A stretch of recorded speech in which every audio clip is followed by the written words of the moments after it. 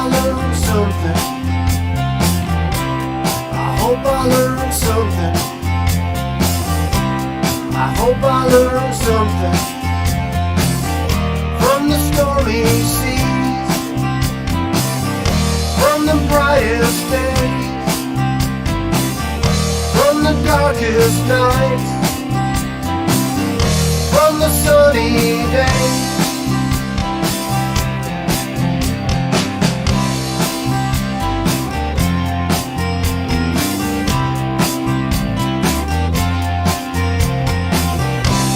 I hope you learned something. I hope you learned something. I hope you learned something from the stormy seas, from the brightest days, from the darkest nights, from the sunny days.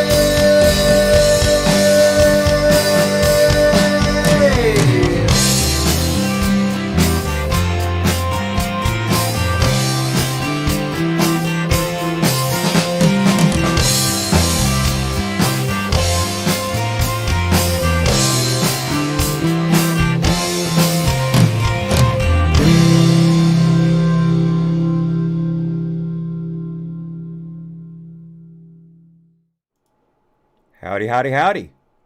Welcome to the daily All Hat No Cattle News Rodeo. I'm your host, Hats. Double fingers today, double fingers. Got a decently packed show today. Not a ton of news. It was a bit of a slow news day, actually. But I have a few things to cover. The Dow set a record high today. At least it was at a record point just before I went live. And we have some stories. Of course, the Derek Chauvin defense team has filed a motion for a retrial.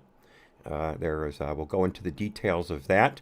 By the way, that document does not include the allegations of lying to get on the jury by Juror 52. This document was written up before that revelation, it seems, so that could be something addended to it later on. We'll have to see. I also have news of President Trump's latest social media gambit. It is not the platform he announced earlier. This is something slightly different. We'll get into that. And then in the after show, I have another Law and Order block, including the most interesting gun smuggling into a prison system story I have ever seen. And it turns out this isn't the first time someone has done something like this.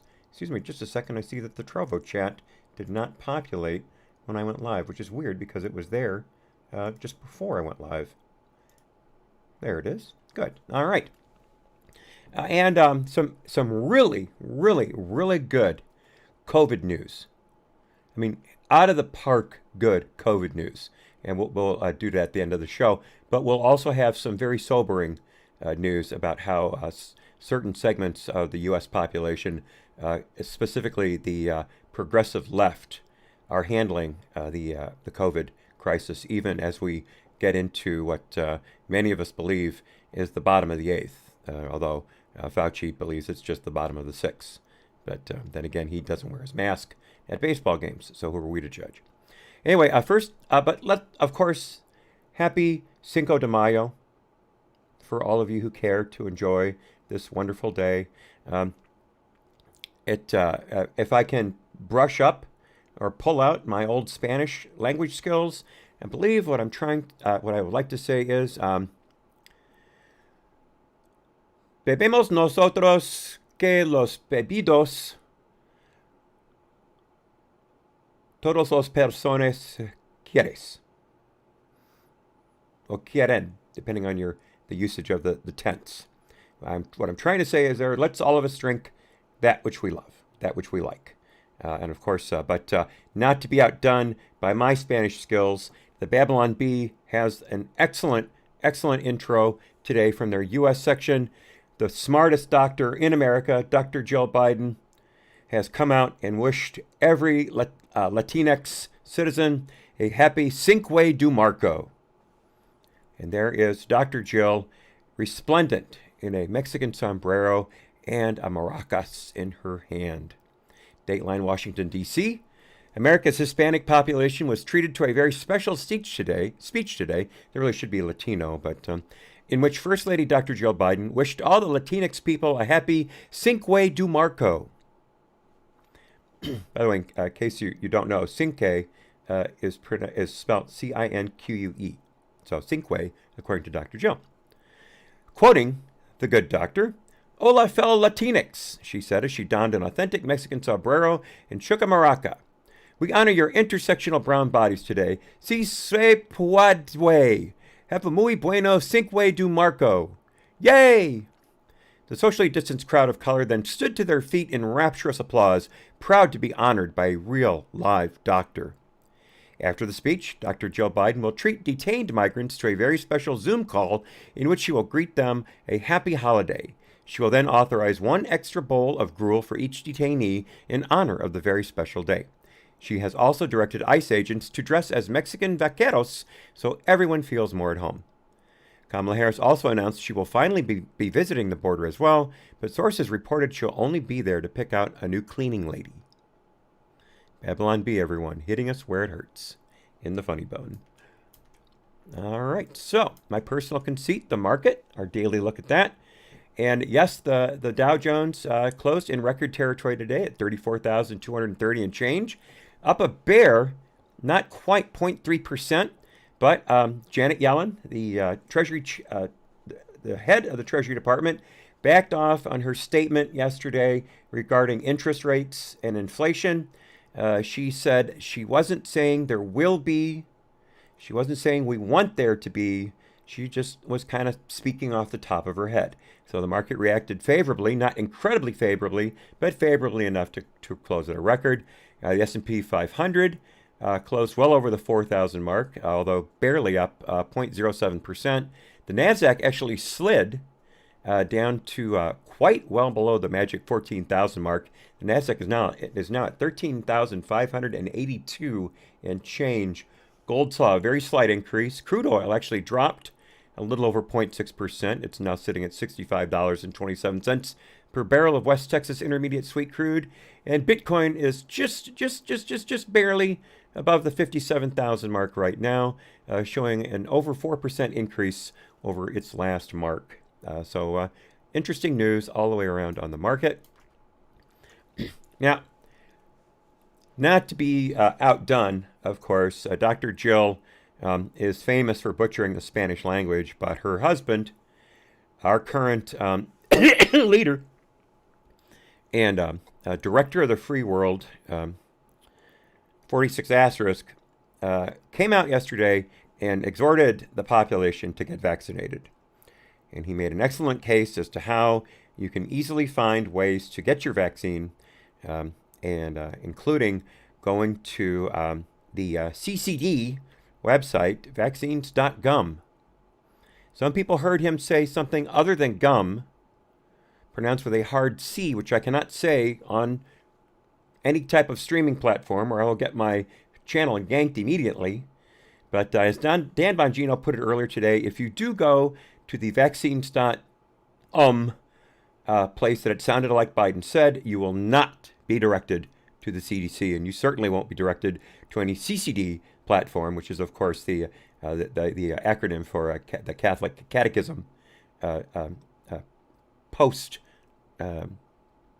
communion training. It's not post communion, but basically follow on training. CCD. I took 12 years of CCD, and I still can't remember what it stands for. Catholic Catechism something, I think. But anyway, our fearless leader also referred to the CCD as the CCD, as I just said. I already forgot I'd said that. I pulled a Biden myself. So let's have a little fun, because what is a week without playing a Biden gaffe reel? Here we go. I'm going to repeat. We're going to make it easier than ever to get vaccinated. Visit vaccines.gov, vaccines.gov, or text your zip code to 438829, 438829.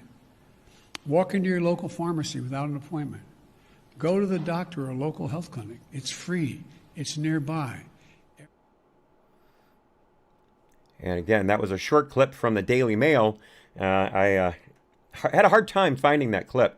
If you just go, even on DuckDuckGo, and put in Biden flubs vaccine message or something like that, not one piece in their video section has this clip. Not one. I can't believe I found it on YouTube.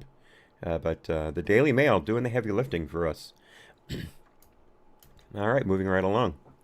I'm sure you heard by now, this morning, the Facebook Oversight Board, which of course reads lapdogs for Mark Zuckerberg's woke crew, supposedly a panel of journalists, activists, and lawyers, they're quoting them, announced this morning that they are upholding Facebook's ban against President Trump, but it also said that even though the ban is comportant, I can't think of the word. Comports, that's it. The ban comports to Facebook's stated standards, which it doesn't, because if it did, then stuff that we saw all over last spring and summer and winter would be pulled down. Be that as it may, they also said that the indefinite ban is not in keeping with Facebook's stated policy. And so then instead of saying, we recommend you do this or you do that, the oversight board just kicked it back to Facebook corporate and said, you guys need to decide if it's going to be a temporary ban or a permanent ban, but there's no such thing in your guidelines as an indefinite ban. So you either have to come up with a rule and a way to get back on in regards to that, or you have to pick one or the other. Either he's permanently gone, or it's temporary, or he comes back immediately. So it's pathetic. It's absolutely pathetic. What are you going to do? Skullcrime says in the DLive chat, did you see the panel? Chauvin had a better chance to be not guilty. Yes, that is a. As Ben Shapiro pointed out on his show earlier today, that oversight board is 2/3 people from countries who do not have any real presence in the freedom of speech marketplace. There are only 1/3 Americans on the oversight board, and it is basically all activists of one stripe or another. But we all saw it coming. This is no surprise whatsoever. And again, even though it is their stated purpose to take the take the decision process away from Facebook after an appeal is made, they just kicked it right back to Facebook. So it was a 6-1, half a dozen of another ruling. And you may not be surprised that Twitter also today said that they will not be reinstating they will not be reinstating President Trump's account.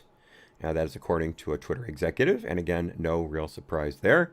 Why should a leader of the free world and the ostensible leader of the Republican Party be allowed to have a platform on social media? Heaven forbid something like that should be allowed to happen. And by the way, just in case anyone wonders, he's still banned from YouTube too. Hi YouTube. Just saying, banned from YouTube. But yesterday, before all this happened, Trump announced a new section of his DonaldJTrump.com website, and it's DonaldJTrump.com/desk. I'll put the link into the chat. Give me just a moment to copy it without the period. There we go. I'll put it into the 3 chats. Give me just a moment to line it all up. This piece of his website allows you to view his messages as he releases them. There is a way for you to sign up to be directly notified of new releases, or you can just check on it periodically. He tends to update it several times a day, normally, anywhere from 2 to 4 times a day. He can post comments, images, and videos. This, of course, is, I'm reading from FoxNews.com, exclusive from Brooke Singman. This is from yesterday. And a video Trump posted on the platform Tuesday night says, "In a time of silence and lies, a beacon of freedom arises, a place to speak freely and safely, straight from the desk of Donald J. Trump." It seems that this is being powered by something called Campaign Nucleus, which was created by Brad Parscale. You remember Brad Parscale being, at one time, the 2020 campaign manager and the very, very effective 2016 digital media manager for that campaign. Brad Parscale fell into a bit of a financial wormhole last year. Started spending money on things that did not make him look very, let's just say, responsible, and a bit of a hullabaloo blew up over that, and he was relieved. But the main thing is the disaster that was the I believe it was the Nebraska event, where we were told that there had been 1 million RSVPs to come join. Of course, the RSVPs were for free, first come, first served tickets. And in fact, we've heard some estimates of about 6,000 people showing up. It was in the middle of the worst part of the pandemic at that time, so it's not surprising that even staunch Republicans didn't want to go. But it was a complete disaster, and the blame for that was laid pretty much exclusively at Brad Parscale's feet, and so he was pretty much out after that. Now, this space is one way at the moment. You cannot reply to these comments, but you can share them on Twitter and Facebook. Right now, there are links to those 2 sites on that for those missives. But at the moment, I didn't see that there was anything for for Parler. Well, hopefully that'll be added soon. I think it's a really big mistake that it wasn't there right away, to be honest. But that's my personal opinion. Others may disagree. So we'll have to see how this turns out. But as I teased at the beginning, this is not the social media platform that Trump had promised a couple months ago. This is just basically a stopgap to help him get his message out further, to allow people to directly post them to Twitter and Facebook. The platform, the actual social media platform, was slated to come out in some weeks from now. I don't have a definitive time frame, but it is still weeks away, as I understand it. And hello, Nathan RV to the Trovo channel. Nice to have you here. Thanks for being here. Scully puts it, a way to beat Facebook, punch in the nose. I like it. Yes, you're right. You're right. So as I said in the opening, there has been a motion filed for a new trial for Derek Chauvin. We all saw this coming. Basically, from day one, we saw this coming. As soon as the judge, who I am not the first person to say, has all the attributes of a judicial coward, as soon as he failed to acquiesce to the motion for a change in venue, you saw that the writing was on the wall. And that's one of the reasons I did not cover the trial in any way during the entire piece of it. Because as soon as I saw that motion denied, I knew it was going to be a railroad job. Now, you may argue that at least one of those charges was fulfilled by the prosecution. That's fine. I'd be willing to have that argument with you. That's fine. But the judge continuously and consistently ruled against the defense and bent over backwards for the prosecution at every turn. There's no way around that argument. I'm sorry. So we will see. The problem with this filing is it goes in front of the same judge. I don't know what the appeal process is after this judge, I'm sure, will obviously deny this motion. Even though he said the weekend before the jury, or I should say the morning before the jury went into chambers, that Maxine Waters probably tainted the jury pool, or tainted the jury's deliberations by her comments in Brooklyn Center that weekend, where she said, if we don't get the verdict we want, we need to get out, we need to be more confrontational, we need to stay in the streets. Something that was not taken down off Twitter and Facebook, by the way.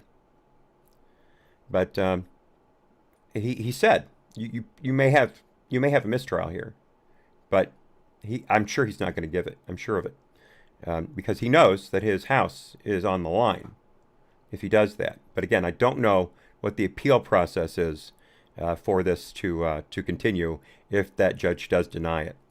But let me quote you a few things from the filing here. This is from defense attorney Eric Nelson. Nelson took issue with the judge's refusal to, by the way, this is from Fox.com by Michael Ruiz. Defense attorney Eric Nelson took issue with the judge's refusal to grant a change of venue and the decision to not sequester jurors during the trial. Also, Nelson argued it was unconstitutional when the court declined to compel testimony from Maurice Hall, a suspected drug dealer and a friend of Floyd's who was with him at the time of the May 25th, 2020 incident. Quoting Nelson again, the court abused its discretion and violated Mr. Chauvin's rights under the Confrontation Clause when it failed to order Maurice Hall to testify or, in the alternative, to admit into evidence Mr. Hall's statements to law enforcement regarding his interactions with George Floyd and his presence at the May 25th, 2020 incident. Nelson also accused prosecutors of, quote, pervasive, prejudicial, prosecutorial misconduct, nice alliteration there, and alleged that jurors convicted Chauvin on charges that the evidence did not sufficiently support. Again, quoting Nelson, the court abused its discretion when it submitted instructions to the jury that failed to accurately reflect the law with respect to second-degree unintentional murder, third-degree murder, and authorized use of force. Nelson also argued that the court allowed prosecutors to lead witnesses during questioning. That is absolutely correct, by the way. In addition to requesting a new trial, Nelson also asked for the guilty verdicts to be tossed. Two notable potential areas of conflict were left out of the filing: controversial remarks from Representative Maxine Waters and a juror who was photographed at a BLM protest but failed to acknowledge it on the pretrial questionnaire given to potential jury members. Pardon me. And I'm sure we've all seen the photo of juror 52 by now, known as Brandon Mitchell, and especially the T-shirt he was wearing at during the rally that had a picture of George Floyd on it and the words, "Get your knee off our neck." And the questionnaire asked directly whether potential jurors had attended protests over the death of Floyd or over police brutality. Mitchell answered no to both questions. He has declined to comment as of yesterday. So there's a lot going on there. But again, it goes in front of the same judge who allowed this farce to continue in Minneapolis in the first place. I don't foresee him suddenly growing a backbone and going along with the merits of this filing. But we will have to see. And good afternoon, Wheatmouth817. Welcome to the chat. All right. You may have heard, I don't believe I covered this directly, but last week, after Senator Tim Scott, Republican, South Carolina, the only black Republican senator, the Democrats have a total of 2, but they are, of course, the morally superior party. Because of that, after Tim Scott's remarks, Gary O'Connor, who is the chairman of the Lamar County Democratic Party in Texas, called Tim Scott an Oreo on his personal Facebook page, on O'Connor's personal Facebook page. And for those of you who aren't in the know, when you call a black person an Oreo, what you are saying is they're black on the outside but white on the inside, just like the cookie. It is a direct racial slur. No two ways about it. And he also said that Scott had no principles. Quoting him, "I hope that Scott might show some common sense, but it seems clear he is little more than an Oreo with no real principles." Now, there was an immediate backlash against O'Connor. Texas Governor Greg Abbott himself came out and said that O'Connor had to apologize immediately and resign as chair of the Lamar County Democrats. And O'Connor did just that. He did just that.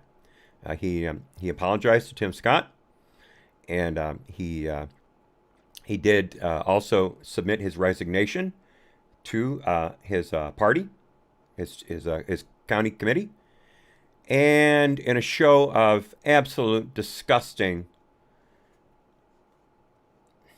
chauvinism, if you will, his party committee in Lamar County has refused to accept his resignation.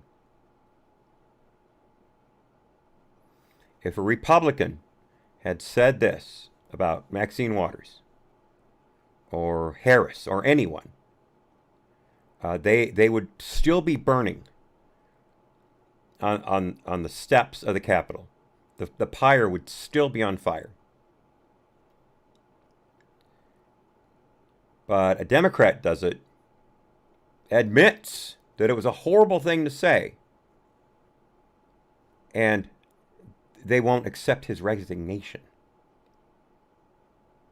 The last and basically only Democrat I can think of who has been held to any kind of a standard, the same as a Republican, was former Senator Al Franken, who stole that election. They literally found votes in the back of a car that put him over the top. Literally. And he had that picture come out of him either reaching or grabbing the breasts of a female co-USO tour performer. And that picture went far and wide, and there were reports of him being pretty grabby when it came to photo lines. He had a habit of pinching women on the behind and other rude actions. And no less than, what's her name? One of the Democrat candidates, not Liz Warren, but Jill. Oh, gosh, New York Senator. Oh, I hope no one ever has my memory. I pray to God no one ever has my memory. I can't remember her name now. Anyway, that Democrat senator came out and said that Franken had to go. And she was actually able to get Franken to step down. Now, of course, it wasn't like it was going to be a big hit against the party because the Democrats in Minnesota were in charge. And so they just appointed another Democrat senator. So it was really just not even a bloody nose. It was more of a bruise. But it was tough love, it seemed like, from the Democrats. But that has been the only time I've ever seen one held to account. And even then, it was still a win-win. They got to look virtuous, and they still got to keep their percentage in the Senate. I can't remember her name. Anyway, so this is what's going on in Texas, folks. This is your Texas Democrat Party in all its resplendent glory. That is disgusting. That is absolutely disgusting. Now, let's get into some more state news. Missouri this time. This is a picture of St. Louis Circuit Attorney Kim Gardner. And we all know Kim Gardner mainly from her completely spurious and unlawful prosecution of the McCloskeys from last year. You remember the McCloskeys appeared on the porch of their swanky St. Louis suburban home in a private neighborhood. BLM rioters broke through the gate to the neighborhood on their way to some government official's home to protest on their property. And as they walked through this area, they started yelling at the McCloskeys, who were in the house at the time, about how they were going to burn down their house, that they were going to do this to them, they were going to kill their dog. And so the McCloskeys... Kirsten Gillibrand. Thank you, Scully. Kirsten Gillibrand. I really appreciate that. I knew I had Jill in there somewhere. That's where I was hung up, was Gillibrand. Thank you. But so the McCloskeys appeared on the porch armed. The Mister had an AR-15 with a 30-round magazine, finger off the trigger, never pointed it at anyone. But the wife was waving around what looked to be a Walther PPK 380 pistol, had her finger on the trigger, but turns out that pistol was not fireable. The firing pin and spring were in backwards, specifically so it could be used as a prop gun during a movie production they were a part of, and or at least a production. I don't remember if it was a movie or not, but a production where a gun was used, and it had not been reversed. Interesting enough, though, when the weapons were confiscated by St. Louis St. Louis County cops, the firearms outfit in the cop shop fixed the gun and then claimed that it came in that way. But many more malfeasance followed after that, including Gardner trying to raise money specifically on the basis that she was prosecuting the McCloskeys. She sent out a fundraising email that said, "I'm doing this to these people. You should support me. You should send me money." And several Missouri courts have ruled that her office, not just her alone, but her entire office, cannot be involved in the prosecution of the McCloskeys, which is still ongoing. They have been told they will get a full pardon from the governor if they're convicted. And the AG has told Gardner's office to drop this case, and she refuses. Now, you may not be surprised to know, as it says here in the title, this is by Ivan Penchikov from the Epoch Times, Gardner was elected in no small part to Soros money being on her side. She's like a lot of very liberal activist DAs who got elected by Soros in recent election cycles. George Gascon, formerly of San Francisco, now L.A., embattled L.A. County DA. He's on that list. Kim Foxx, Chicago, the one who has completely blown up the handling of the Jussie Smollett hoax, including dealing with friends of his on the side and trying to get the case thrown out of Chicago jurisdiction and into federal jurisdiction. On and on and on. But turns out Kim Gardner, this isn't her only entry into the rodeo. She's right now undergoing a disciplinary proceeding regarding her investigation, and I use that in quotes, investigation of former Republican Governor Eric Greeton. I believe I'm pronouncing that right, Grei, so I believe it's Greeton. I don't know for sure. But she was investigating Greeton supposedly for certain sexual harassment and sexual assault charges. But she was using a private investigator in part. And this guy was name is William Tisaby, or Tisaby. I don't know, Tisaby. I'm going to go with Tisaby. And Tisaby had been interviewing a woman who had accused Greitens of misconduct. And since then, Tsabe has been charged, and I'm quoting, with 6 counts of perjury and 1 count of tampering with evidence as part of his work on the Greetens case. Gardner was with Tsabe when some of the violations occurred and had an ethical duty to flag his alleged lies, Greetens' team claims. I mean, the guy resigned as governor of Missouri because of this inquiry, and since then, all of the charges have been dropped. The investigation became a complete wash. And she could wind up not only losing her job, but she could wind up losing her license to practice law in Missouri. Now, her office released a statement saying that she has not violated the ethical standards of the state of Missouri, that she has acted in full accordance with the law. We'll see. We'll see.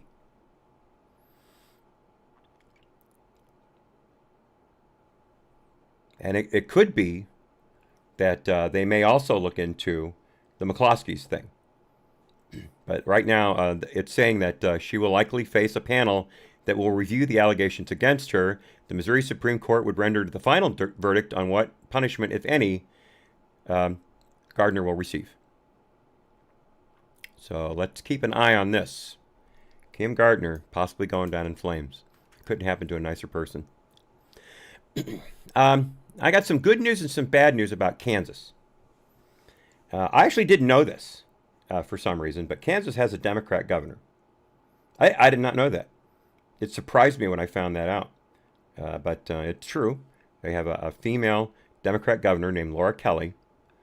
And Laura Kelly vetoed a couple of election reform bills that the Kansas legislature had passed.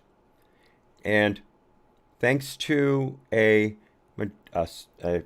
heavy majority of Republicans over Democrats in said legislature, those vetoes were overridden, and they are now law. That's the good news. Let's get into that first. Of course, Kelly said that the bills were designed to disenfranchise Kansans. Here's what the bills do. House Bill 2332 prohibits the executive and judicial branches of government from altering election laws. It also prevents the Secretary of State from entering into consent decrees for the court without legislative approval.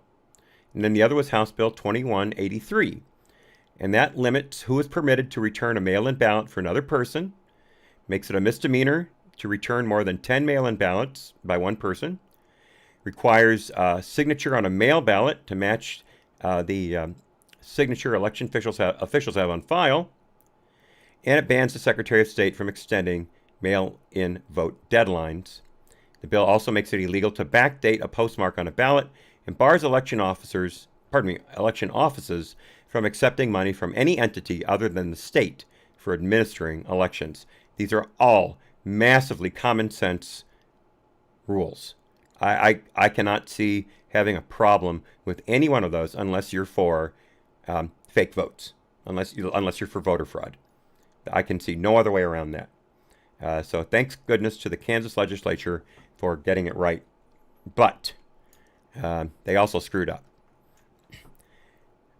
Kelly also vetoed a bill regarding trans athletes in Kansas sports. There was a bill that would have banned male athletes from participating in girls' sports in state-run schools.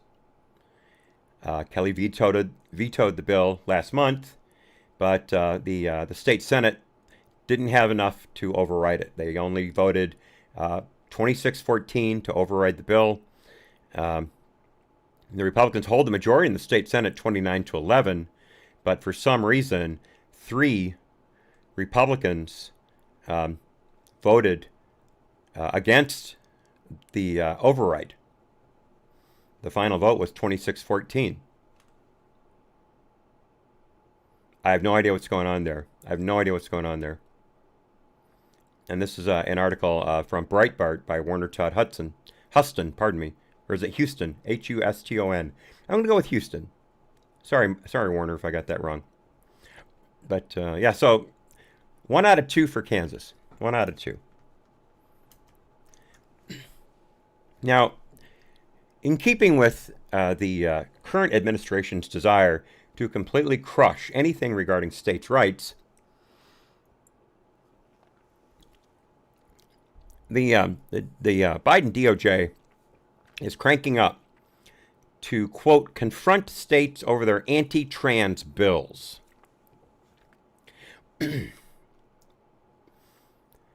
The Daily Beast reported on this. I did not link to the Daily Beast. There are certain things I will not do. Even if it's an archive, I will not link to the Daily Beast. But they purport that these bills are anti-trans, including sports, access to health care, and focused bathroom and locker room access. The left-wing outlet reported Alabama, Arkansas, Tennessee, Mississippi, West Virginia, and South Dakota have introduced bans on trans girls playing sports. It says trans girls playing school sports, which is a lie. And it also says Arkansas has enshrined a ban on gender-affirming healthcare. So, of course, what the left means by gender-affirming healthcare is allowing children to be given puberty blockers and have their genitals mutilated. All before the age of 18, sometimes before the age of 12. And certain idiots believe that these are violating federal law, including the Constitution, which I would love to see that play out in court. Let me quote a couple things from this article from the Daily Wire by Beth Bauman. Young girls' rights are being pushed by the wayside, all in the name of inclusion and acceptance. These girls are forced to share restrooms and locker rooms with trans girls. They're being forced to compete in sports with young boys because they, quote, feel like a girl. Parents rightfully have concerns over natural-born boys sharing bathrooms with their daughters. It raises vital questions. Can a boy or young man claim to be transgender as part of a ploy to sexually assault a girl or woman? We know that happens. I've read you at least 2 stories about quote-unquote trans women inmates being transferred from men's jails to women's facilities and then sexually assaulting and in one case impregnating a female inmate. That has happened in England, and we're pretty sure it's happened here in the U.S., although the state in which it happened, Washington, will not release any records on such activity. They refuse to release any records regarding trans inmates, where they go, and what they do. I read a story about that, I believe, last month. Pardon me, my voice is breaking. Last month, about the state not only refusing to comply with valid requests for information, but the ACLU suing the woman who asked for those records.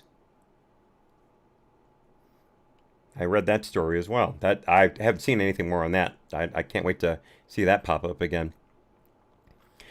So, Beth Bauman states, ultimately the Supreme Court is going to have to get involved and either make a decision on transgender rights on a national level or reaffirm the state's rights. Either way, the High Court is likely to get involved. I could not agree more with Beth Bauman. We are going to get onto the YouTube block early today. My apologies to YouTube. You're just not going to get a full hour today, folks.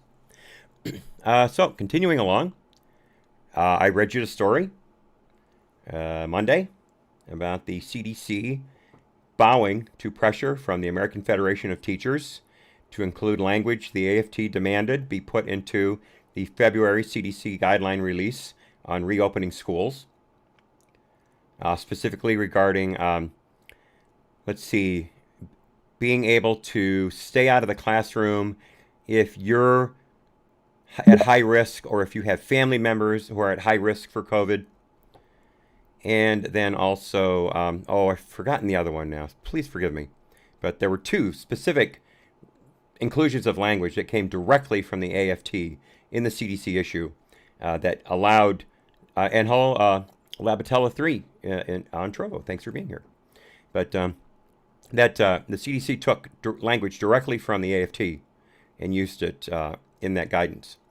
Guidance that did not follow the science and show that schools can reopen safely, as is but instead backpedaled and made a bunch of really crazy claims regarding infection rates, et cetera, et cetera.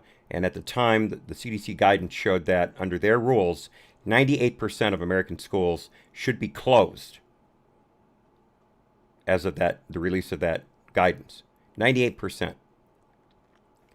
And of course, we know that even without this administration's lifting a finger to change it, already there were a good 49% of schools in the U.S. that were offering at least some in-person learning.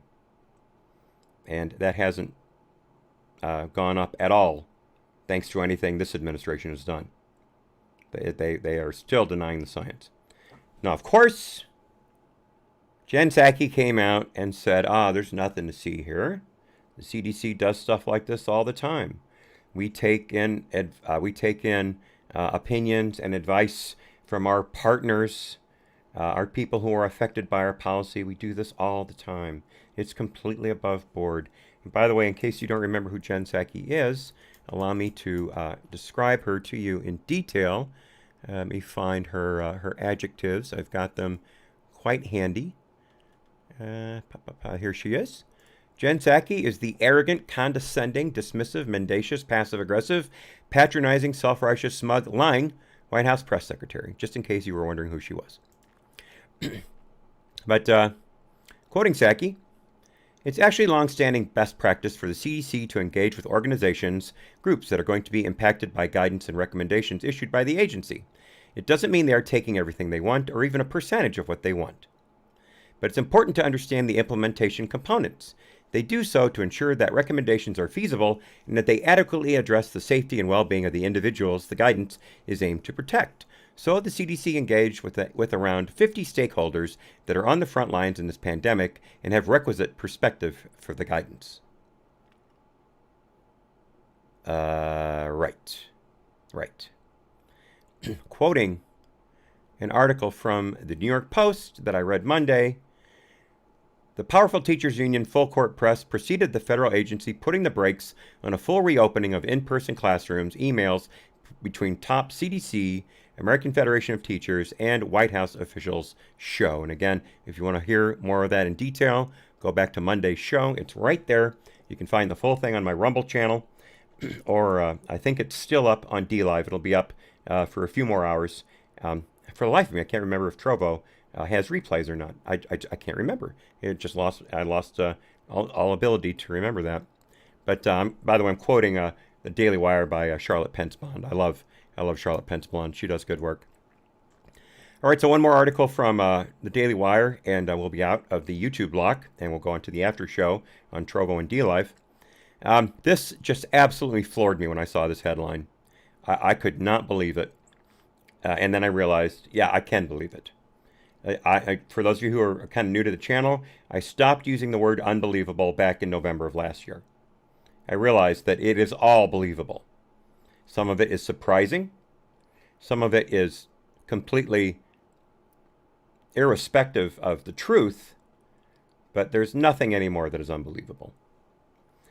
And this, unfortunately, is one of those things. This is an article by Christy Clark, again from the Daily Wire. Columbia University professor argues that detention, sterilization of Uyghurs does not constitute genocide. So we've got Jeffrey Sachs, who's a professor at Columbia, and William Shabas, I'm not sure, a professor of law at Middlesex University in London. And they penned an op-ed in something called Project Syndicate. I've never heard of it. I don't know what it is, and I'm not going to it. But they argued that charging the Chinese with genocide is inappropriate. They're saying that China is, I'm quoting the article, the duo argues that China is justified in taking action against Uyghurs because the minority group is akin to terrorists who attacked the U.S. in September 2001. Excuse me. Quoting these two yahoos, the U.S. government needlessly escalated its rhetoric against China by claiming that a genocide is being mounted against the Uyghur people in the Xinjiang region. We must understand the context of the Chinese crackdown, in that region, which had essentially the same motivation as America's foray into the Middle East and Central Asia after the September 2001 attacks to stop the terrorism of militant Islamic groups. Now, actually, the Chinese are cracking down on the Uyghurs. Even USA Today has noted, because China views them as a risk as they seek religious freedom and autonomy. And if there's anything the Chinese Communist Party does not want, is people following their own religion and autonomy from the CCP. And as we all know, for some time now, the Chinese have had over 1 million Uyghurs in quote-unquote re-education camps, which I believe first came into prominence, in my mind, in Vietnam, after the South fell to the North, after the quote-unquote peace deal in, what was it, 1974, 1975. Anyone who had anything to do with the intelligentsia or the government or the military in South Vietnam during the war were put into quote-unquote re-education camps, and many of them were never seen again. Many of them were never seen again. Millions were never seen again. But that's what China's saying they're doing, is re-education camps. But we have heard from many different outlets, including survivors, people who have been in these camps and have gotten out, that there have been mass, I can't use this particular word on YouTube, let's just say sexual assaults of a violent nature,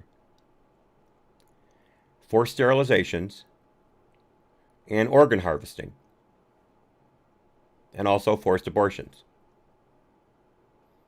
If you look at the population growth in the Uyghur community, per the Chinese numbers, Chinese government numbers, if you look at the population growth in the Uyghur community from 10 years ago versus last year, it has dropped off some, I think, 70%.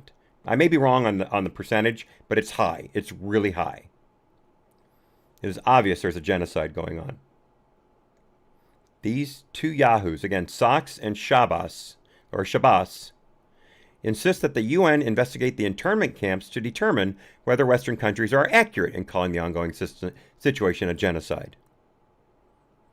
A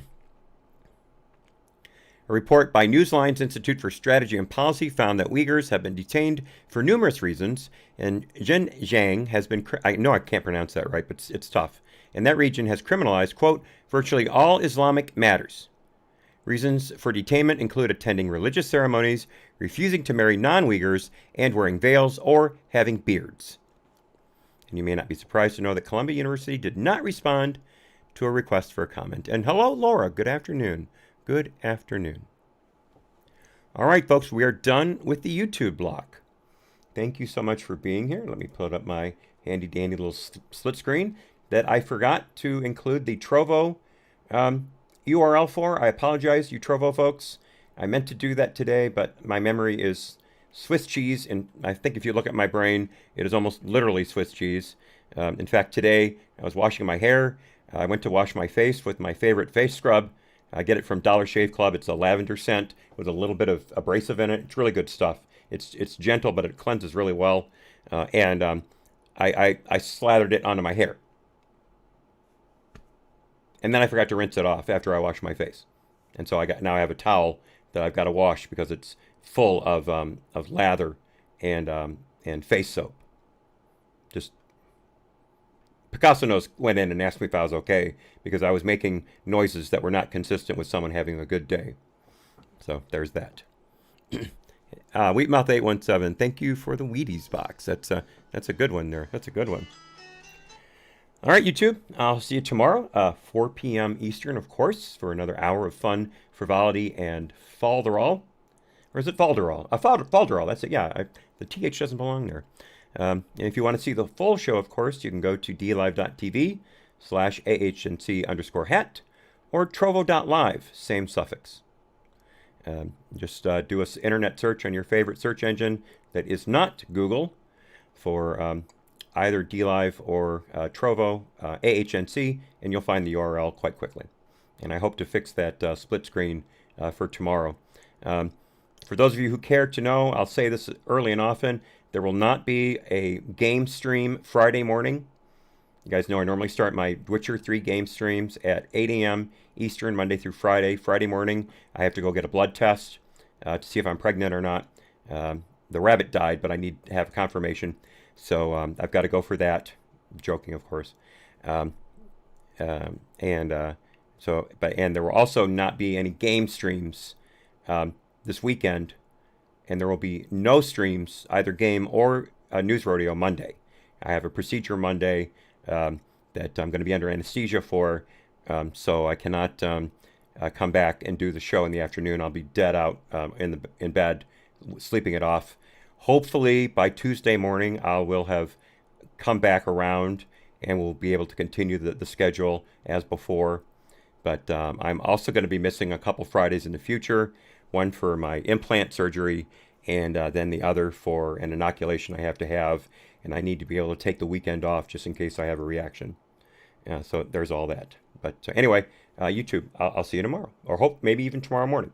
I also do the Witcher 3 cast on YouTube as well as Trovo and D Live. All right, bye-bye.